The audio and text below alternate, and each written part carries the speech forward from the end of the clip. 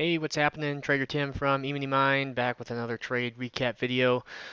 Thanks for being patient. Last week I wasn't able to put out a video, doing a lot of other stuff here outside of market hours. So glad to be back and just wanted to run through the trades. We'll go from today's Thursday, we'll do today's trades, and we'll go back Wednesday, Tuesday, Monday. So it's been a much better week, much better price action. The markets are trading a lot better than they have the last 2 weeks. So I had a lot of holes in my trade log, if you will, where I just didn't have that many trades, especially on the retracement side the last 2 weeks, and that's shifting here. So good signs that more good trading is to come. Today, we started off the day with a one-to-one breath, and that's a very big sign that the morning. Middle of the range is going to be a very dangerous place to trade. So as soon as I saw one-to-one breath at the open, I wanted to make sure that I'm trying to look for trades at the bottom of the range or the top of the range, particularly fading a move if it occurs. Now the other thing that was important about today is we filled the gap right off of the open, and so there was no 15-minute opening range breakout trade. And when we do fill the gap and when we are trading inside of the prior day's range, that can mean that there's a little bit more churn and burn, like back and forth sideways price action. And that's what we saw in the first 30, 40 minutes or so before kind of getting a little bit of a push up. But you'll notice on this push up, yes, all the candles here made higher lows. This is the 5-minute chart. And they did all make higher lows, but look at the tails, the topping tails, where price would push up and then the bears would just push it right back down. Push up, kind of a spinning top here, push up, come back down, push up, come back down. Bullish candle here, next bar comes all the way back down. So the bears were definitely able to push things down even when, over this 30-minute run up, we were obviously going higher as a result, but then it's no surprise that once we were able to break a candle's low, that the bears would really get some momentum to the downside.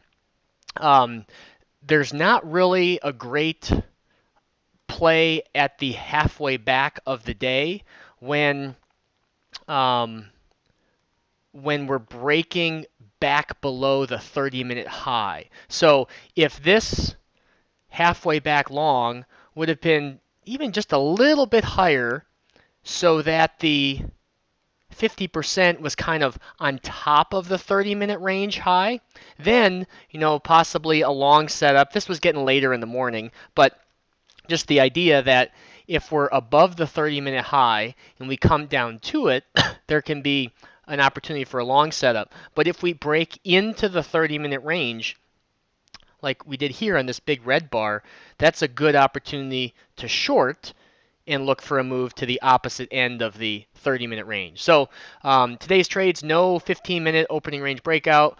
I did take a 1-minute, which I kind of wish I didn't. This was an inverted hammer here at the very first halfway back of the day. And two things about this trade in particular. So it was an inverted hammer. It was a short. It did set up at the halfway back of the day. But keep in mind, breadth was 1-to-1. I'm okay when it's early, like this was less than 20 minutes into the day, taking a stab at the first halfway back and seeing if we'll roll over. And it did get a quick push down a couple points, but then the next bar being a hammer, opposing tails, not a very good sign. And the other thing that I didn't really, looking back on it here, I didn't love was that we were right on top of the 21 EMA, and I would have preferred to be, if that 21 EMA was up at the 50%, it would be above the candle, above the entry. So not the greatest trade. The other thing I've noticed going through all of just looking back through my trade log for the last couple of years, the candles, so when I'm entering on a 1-minute chart, I like to see the candle be, relatively the same size or smaller as prior candles. So coming into this 17 minutes into the day, average size candle, 3 points, 6 points, 5 points, 4 points. So decent sizes, 3 to 5, 6 points. So in the realm of 4 points. But I found that these candles that are larger than 4 points, 4 points or larger, essentially, they have a very low winning percentage. So I have some trades where the entry candle is 4 points or larger, and they end up being big winners, but it's a very small percentage. So I just really want to make sure that if I'm going to take a hammer or inverted hammer on the 1 minute chart, that it is a very good setup with a little extra confirmation. And this particular trade had a little bit of opposing viewpoint, if you will, being right on top of this 21 EMA. So not the greatest trade there, but a couple other good trades yesterday that I'll be able to point out on the 1 minute chart. And then the other couple of trades today was, let me move this out of the way. So 7:21, these are in the Eastern time here on the 512 tick chart. I had two trades in the 512, and that was a, let's see, 721 short, 57. Oh yeah, that was here just below the top of the 30-minute range. I took that one. I believe I drew it up like that. Yep, 721. It would have been nice if this was a little bit higher, like closer to the 30-minute high. However, we broke above the 30-minute high by like a tick or two and then immediately fell down, broke the swing low, broke the 61.8. So I was fine taking that as a short, seeing that the breadth was 1-to-1. And so I was seeing that as a move of a double top with a push down to the bottom of the 30-minute range. That went for like 3 points. I did tighten my stop to break even, or I think it was break even plus a tick, the way the next retracement worked out. And then I was just taken out there for scratch.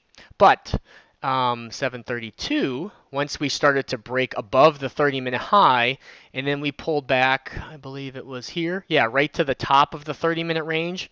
I always like to try and draw retracements when we're at the top or bottom of the 30-minute range that line up with the 30-minute high.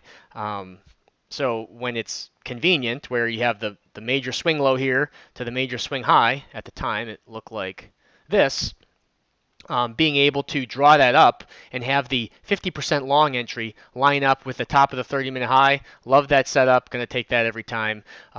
So long as we don't have a high tick immediately before the entry. So we didn't have a high tick there.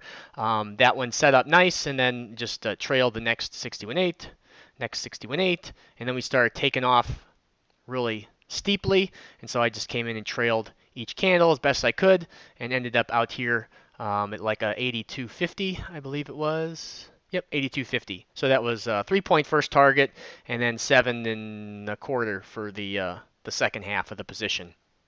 Side note on the retracements, the longer I've been trading, the more my ability to get in a trade and stay in a trade longer without, sweating any kind of move, just with experience and, a larger account and that kind of thing, it does become easier. So when you are looking to split your position and take half off at 3 points and then trail the second half, it makes it a lot easier to stay in those trades because you're essentially you're banking a profit, you have a kind of guaranteed winner on the trade, and then that being in that winning trade allows most traders to stay in the second half of the position longer because you've already locked in some profit. But on paper, it's certainly more profitable. I've talked about this a lot. It is more profitable to just do a trail stop. So instead of taking the 3 points off, just trailing the entire position and then taking the whole position off for, the 7.75 points as this one was. And then you come away with a lot more points. And then what that does is your reward to risk at the onset with a 2-point stop. If you're doing a minimum of 2 contracts, that's a 4-point loss is your full stop out.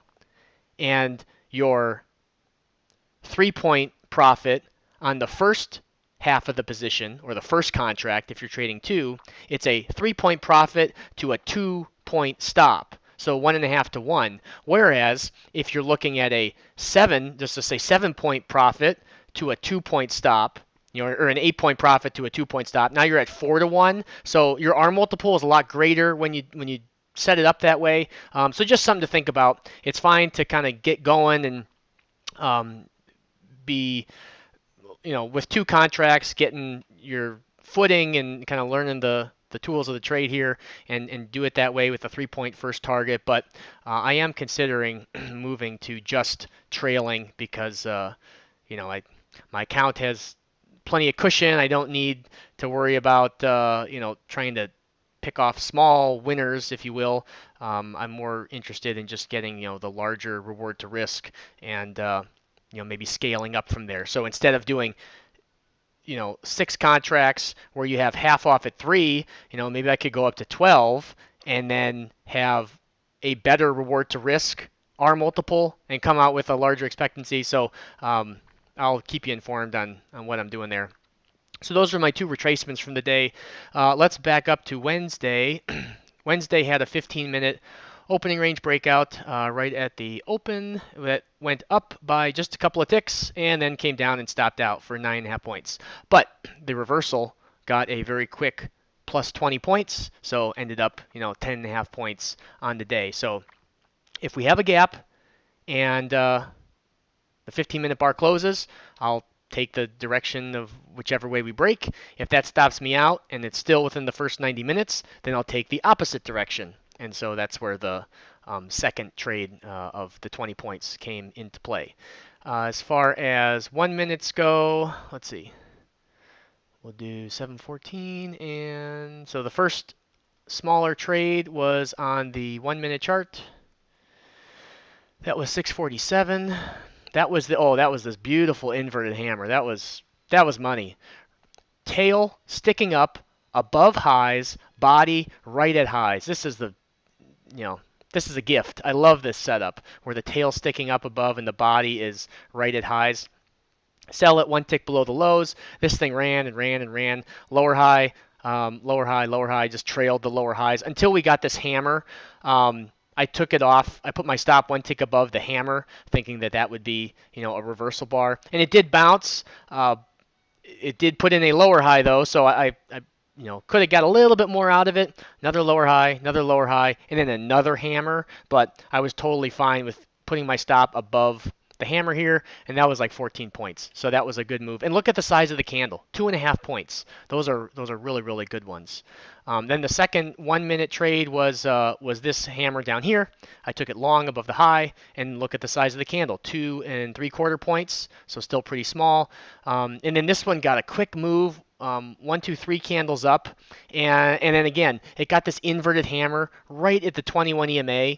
So normally I'd wait for 4 green bars that make higher high, higher high, higher high, and then a fourth before tightening my stop. But if we get a hammer or an inverted hammer and I'm well into profit, like 5 points or more, I'm totally fine, locking in, banking that profit. So I put my stop below that inverted hammer, and then that one was another 5 points.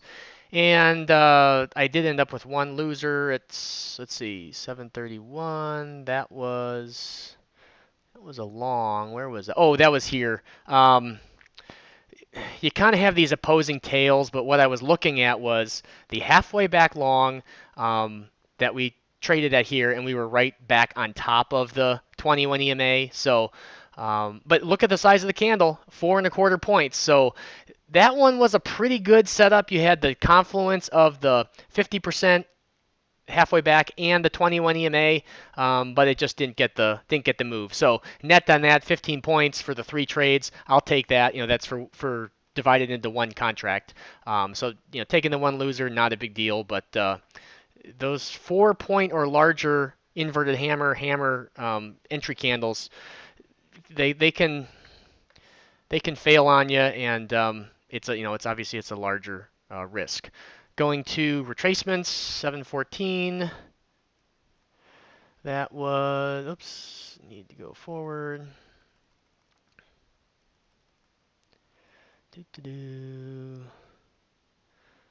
714 was a short. does my note say? We were in the trend below the 21 EMA and the 30-minute range, 714. I think I drew that just like that. And so we were below. The 30-minute low was somewhere right about here. Here. So we were down below the 30-minute low, thereabouts, a tick lower, I believe. But nonetheless, we were in the trend. 21 EMA is pointing down, lower highs and lower lows, and that was a 714 short right here. I just drew up the next retracement and trailed my stop like that. So ended up with a 3-point first target and then another 1.25 on the second half of the position. Going to Tuesday, Tuesday was garbage. I traded like crap. Was not very pleased with that trading session. And 16th. Oh, too far forward. Back her up. 15. Oh, too far back. Come on, 16. Okay. So the 16th, I had two retracement stop outs kind of early, and I was just not seeing the market good on Tuesday. So it happens, but glad I just cut my losses and got out of there, and then came back. Wednesday was a really good day. So I know the video is getting a little long here, but let's run through these. Tuesday, 644 short. Yeah, it was like right at the 30-minute or the 15-minute mark. I think it was this. I took a retracement short. Really should have used the high up here, because we had another larger retracement that had already traded from here down, and it didn't. We just broke below by a couple of ticks, and that's not a great sign when the larger retracement hasn't made it to its negative 23% target. So really what you want to do is go from that larger retracement's entry down to lows. I got a little bit too aggressive and put my order in down there, and then that one took me out. And then 739 was later in the morning. And this one, let's see what it says. Bearish breath under the 30-minute range. 739. Oh, yeah. I think that was here. We were kind of, look at the move. From up here, 51.10, and we're trading down at 50.85. And I go to take a short down here. The trend, like most of the move had already happened. Yes, we had just made new lows, but not a very good. We're so far along the trend. If you miss a trade, if you're not in the trend, and the trend is becoming so clear, and it had a big, what was it, 25-point move already, it's like, okay, I missed it, and there's no need to try and chase it. So that was not a good entry there. I did have on the 1-minute chart though, I guess backing up, this. Let's see, 720. That was this inverted hammer here. So I did catch a pretty good chunk of the move down, and I believe I put my stop above this inverted hammer. And so this retracement was kind of like, oh, let me get back in and see if I can take a little more out of it. A little bit greedy, just not a very good retracement trade here. But the inverted hammer being at the 50%, look again at the 21 EMA where the entry is putting you just below, like right at the 21 EMA, where the body is right on top of it. That's a great setup. We came off of highs. I believe we had a high tick. I don't see that in my notes, but I think that was the case. So that was a good short. That one went down for 12.5 points. I like that one. So bigger candle, but look at the reward size, 12.5 points. So had the 50%, had the confirmation with like the bear flag, the 21 EMA, so a lot of things lining up. We were well off of the 50% long from lows up to highs, so lots of room for it to drop. That was a good setup, but the next two were crap. I flipped it here and tried to get long above the hammer, and I think that was kind of a double bottom. This one wasn't crap. This one was a decent long, because we double bottom with the tail sticking down below. And so coming off a 12-point profit, flipping it, was a little bit bigger candle, but a double bottom like that. That one didn't really bug me too much, but it was the next one, 740. 740 short. That was, oh yeah, this inverted hammer here.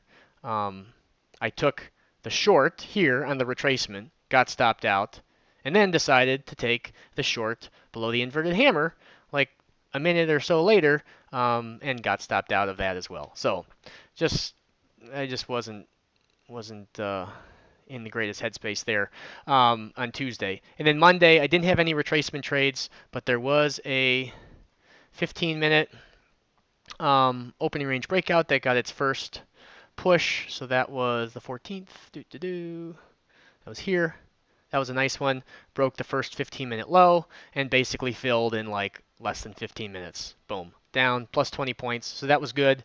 On the 1-minute chart, Monday was actually pretty decent. I had two winners. And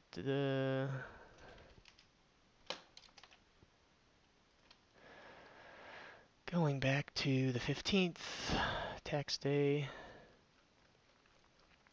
The first one was 6:30. That one was really quick off the open. This hammer here, we had the gap up. Initially dropped, formed the hammer, nice small candle, 2 3/4 points, and then rallied up. And that one, what was my exit? 475.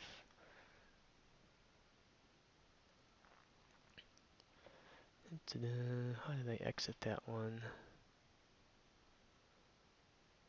I think I got in here, I wrote it up, I let it come back down, and I think 475.09. Oh yeah, this one coming off the start of the day, it was a 9. I think we got this run up here, and then we started to round out. We did break, this candle broke above the high of this low bar here. So instead of waiting for it to break highs, because it was the first trade on a Monday morning, I just kind of wanted to lock in a profit right out the gate, and I was comfortable with it. It had moved 5 points already, so I put my stop underneath here when we broke the high of this low bar back here. And then the second one was 749. I didn't catch this move down here. But later in the session, it was this inverted hammer. Really, really nice. Lower highs, lower lows, right along the 21 EMA. With trend, and then it was just 1, 2, 3, 4 red bars down. So I put my stop above the last fourth bar, and then trailed it down to here, and that's where I was taken out. So that was 5 points. So tallying it up for and then dividing it by one contract, about 50 points on the week so far. That's a solid week. You start scaling up to 2, 3, 4 contracts, and all of a sudden the numbers do start to get pretty big. So glad things turned around, even with kind of fumbling on Tuesday and not having a very good session. Because I limit myself to 2 stop outs, I was able to cut the bleeding early. Luckily, I did have a nice one winner out of the 5 trades on Tuesday, and so that padded things a little bit, but better to stop the bleeding, get away from the screen, come back the next day. It's a new day, it's a fresh start, and you'll see things clearer than if you keep trading, dig yourself a hole, maybe blow up your account, and then you'll really be frustrated and pissed coming in the next day. So hopefully there were some good lessons in there. A little longer video. Hope you have a great rest of your week. If you liked the video, give it a thumbs up. I appreciate that. And have a great weekend. We'll talk to you soon.